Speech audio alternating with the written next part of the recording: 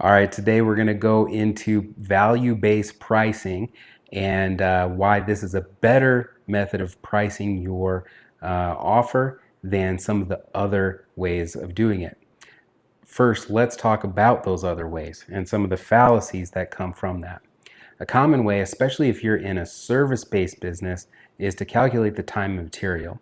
Even if you are selling products or goods, in some way, usually those goods are priced in some measure, figuring out how much time does it take to produce this? How much do I have to pay somebody to do this?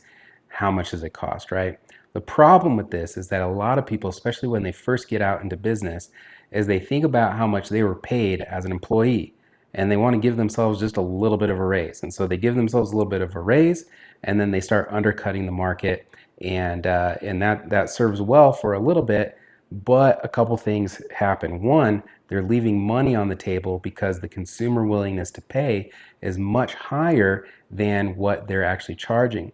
And because the provider is then not earning enough money, eventually they're going to exit the market because they just can't make ends meet. And so we have to be realistic about our pricing. It's not just about covering what we feel is a good wage for ourselves. We actually have to cover the costs of running a business. Another fallacy, a way people do this, is the 50% gross profit fallacy. So basically what they say is, well, I need to take my cost of goods or the cost of doing the job, and then I'm just going to double it to cover all of my, expenses and profit and all of that. And that's just kind of a rule of thumb that a lot of, guru wisdom type people start to spout out, to the degree that in many industries it's become a little bit of a standard. Well, here's a problem with that. The problem is that, let's say that your rival does the same thing. They take the cost of their goods and cost of their labor, and then they just double it. Well, if they pay their people less, use cheaper materials, then they're going to be way below your price, right? Or if you don't know how to manage your finances, your business finances, and you just have inflated costs, then you're going to either be priced out of the market, or your rival is going to come in and undercut you, and they think they're doing a great job because they're getting 50% gross profit. This model is fundamentally broken.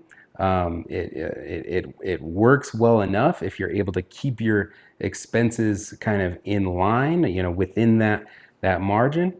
But the problem is that you might be leaving money on the table, or worse, you might be overpricing yourself and not getting enough jobs. So to illustrate this further, let's talk about the supply and demand tension. The law of supply and demand, it's how our economy works. For the consumer, when there's a higher supply than demand, that's better for them. They get better prices. However, if it shifts and the demand is higher than supply, that's better for the business because they're able to they're able to make more money because their services are in such demand.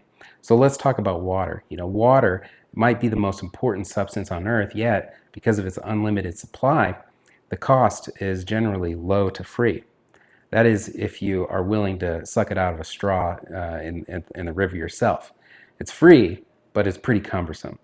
And so what municipalities do is they take all of this free water that's out there. They buy the land, they have the free water, they have the water, and they funnel it through our piping systems, right? And why do we buy it? Well, it's clean, it's convenient, and we can use it for a lot of different things, right? Fun fact: a small household is going to use probably about 3,000 gallons of water per month. Okay, quite a bit of water, but we get it for less than a penny per gallon. However, if we were to take this water and maybe do a small amount of tweaking to the flavor or to the filtering, not really a whole lot, but we just bottle it and make it put it in a nice package, we're able to charge over $9 per gallon for this water. Now here's my preferred, one of my preferred bottles of water. Why do I buy smart water? Well, because usually it's convenient, right? If I'm thirsty and I'm out and about, I'm driving, I stop in at a gas station, I grab a bottle of water. It's usually going to be smart water. Why do I choose smart water? than compared to the others? Well, because I think I'm such a smart person, right? I have no real reason other than, I think I'm smart. So the brand matches my personal identity. Add to this fun fact: smart water. If I were to use smart water in my household, or that 3,000 gallons a month, if I were to use smart water instead of the tap, it would cost me $27,000 per month. Yikes. Well, let's add a little bit more value on top of this. Maybe you've heard of Path Water. This is another bottled water that you can buy, and it's more expensive than Smart Water at $14.73 a gallon. Now, why would I buy Path instead of Smart Water or instead of the tap? Well, there's lots of reasons. Maybe maybe convenience is part of it, but smart water is everywhere, and other brands are everywhere, so maybe convenience has less to do with it in the case of Path Water. But one thing that causes me to buy Path Water is because it's harder to find. It's more scarce. When it pops up in a gas station or a store, I'm like, oh, it's Path Water. That's hard to find. I don't always find that in everywhere I go. And the design of the bottle, it makes me feel cooler because I like the design. It feels sleek. It feels cool. But then the other piece of added value here is that this can is reusable, or at least they market it as being reusable. Sure, I could reuse a plastic bottle, but I don't. I just recycle them. The Path bottle, on the other hand, is aluminum, and it says that it's reusable. And so therefore, I feel a little bit better about my purchase, because even though I'm recycling these plastic bottles, I know that a lot of them end up as waste that is harmful for the environment, often ends up in the ocean. And so if I can buy a bottle that I know I'm going to reuse on a regular basis, I feel better about my purchase as a consumer. We'll set aside the fact that Path Water, if I were to use it as much as I use my tap water, then I'd be paying $44,000 a month for this bottle of water. Okay, this illustrates value-based pricing. Across the board, most of these waters are pretty much the same. They're all drinkable. They're probably cold, and they get the job done of refreshing and hydrating my body. But each one increases its price along the value chain. So how do we do this in our business? Well, we have to recognize that in order for the customer to get what we do, they start with a premise of it could be free. Why free? Because they could either choose to do nothing about it, or they could do it themselves, which, we'll set aside the opportunity cost and time to do it, and of course any materials, but you didn't win the job, so it didn't cost you anything, right? So we start there. Then we add our cost of labor, our cost of good, our cost of service. If we are, buying wholesale, how much that costs. We start there. Then we add on top of that our overhead per unit price, right? So however many units of labor or units of whatever widget you're selling, we have to be able to calculate how many of those things we need to sell, or how much we need to charge on top of the cost of it in order to cover our basic overheads. It's a simple, it's really simple arithmetic. You take your total overhead expense, you divide it by the total units sold per period, and that's how much you charge per unit for your overhead. The cost of goods sold plus your overhead equals your marginal cost. That's your break even. We have to know this number. What is your break even?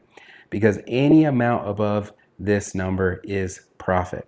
You could double it, you could triple it, or in a tight economy, it could be less. But anything over the cost is profit, and that's a great thing. We don't want to step over profit. So here's the thing though, simply doubling it could either be overpricing your offer compared to the market value, or seriously devaluating it. And so you need to know your number specifically in order to make sure that you are charging above your marginal cost. Next, you have the unit price, right? The added value. The added value is what the customer is getting on top of the marginal cost. There has to be something. Maybe that is better project management. Maybe it's confidence in your reputation. Maybe you serve them better. Maybe, there could be any number of things. Maybe you can consult them in a way that gets them a better outcome in the end. That's the added value. The value is the willingness of the buyer to pay minus the cost of doing business, right? That's that chunk. And so companies that create and hold supply and demand tension, they'll avoid becoming a commodity brand that holds little to no value. What holds that tension? Well, brand reputation, your trust, the confidence, the optimism the customer feels in doing business with you, the sense of pride that they get to say, yeah, I worked with so-and-so on this. There's also scarcity and urgency, having limited availability or supply. How can we help you become a rare find, right? How does your business become a little bit more rare, a little bit limited, a little bit shorter supply so that people really want it? And then we want to increase the perceived value, right? What else do I get? Is it greater quality? Is it greater customer service? Is it a better price? Even a better price can be seen as perceived value. And so holding that supply and demand tension, building the value of your price is going to help you charge for more profitable jobs or more profitable work, which is going to help you stay in business longer. Remember that in business, our goal is ultimately to make money, right? And I'm not advocating for gouging customers by any means, but what I am advocating for is you. If you understand your value, your cost, what you bring to the table, then you'll have a better shot at charging a price that is going to help you build wealth and build a life that you want to be living.